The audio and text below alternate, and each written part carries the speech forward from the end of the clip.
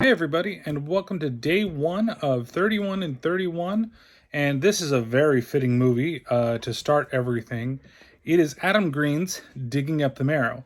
Now, I didn't realize at first when I picked the movie that this was going to be an Adam Green movie, and this is actually around the time that he did Hatchet 3. So, he produced it. He didn't direct it, and he wrote the story for Hatchet 3. It was actually directed by somebody else, and if you want to know more about that, check out in 3 weeks as the episode on Hatchet 3 will be up and ready for you to listen to on the podcast.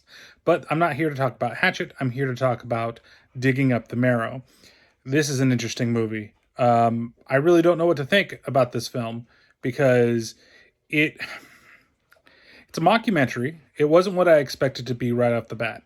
And when I started watching it, I was like, wait a second. Like, they had all these horror icons that were in it. Tony Todd was in there in the beginning. And, Lloyd Kaufman was there. And Steve Agee, for some reason, was a part of the intro.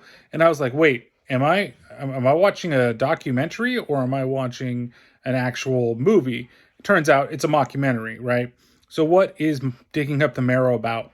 And again, I'm going to try to keep this as short as possible. Basically, it's about Adam Green playing a fictionalized version of himself. And he's getting these letters. He talks about getting stuff from fans. And he got a letter about a guy that knows that monsters exist, which really interested him in terms of being a horror genre director. And the fact that he's done movies about monsters. And so he decides to go, meet with a guy who's played by Ray Wise. And that's where kind of most of the documentary stuff happens in this movie. It's a lot of interviewing him in the beginning, and then it picks up very slightly when he goes out to what he calls the Marrow, what this guy William Decker calls the Marrow. And that's where the monsters come from. And it builds for a little while. And there's a lot of, in the second act, it's really kind of about, well, is he, faking it? Is this actually real? What possibly is going on here?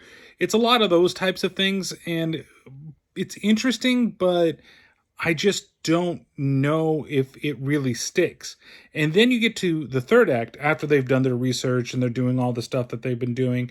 And when you get to the third act, all of a sudden things pick up and it's over before it's like, you think that it's going to be over. Like, I was like, stopped it because I had to go do something within 20 minutes. And I was like, okay, well, there's 20 minutes left. There's not a whole lot that can happen. And the moment I come back, oh crap, everything that happened.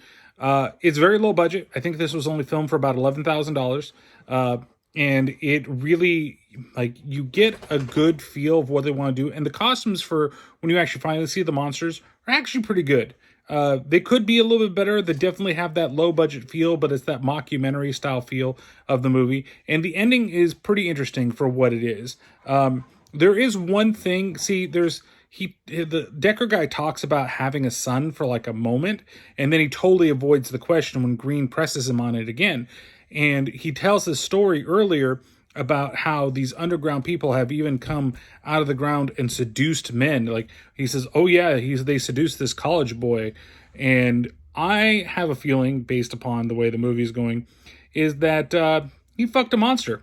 And when he did that, he thinks he has a son that is inside the Marrow. And I think that's kind of what we're a little bit led to believe.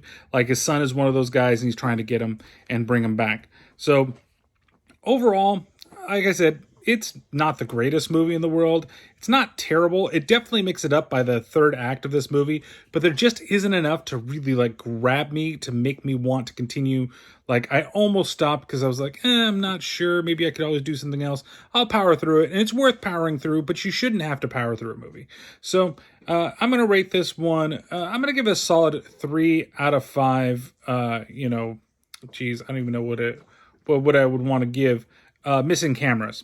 So, yeah, I think, if you're interested in watching it and you like Adam Green stuff and this is something that you haven't, watched, you want to be a completionist, watch this movie. Other than that, thank you guys very much for watching. We're doing these all throughout the month of October, trying to keep them really short.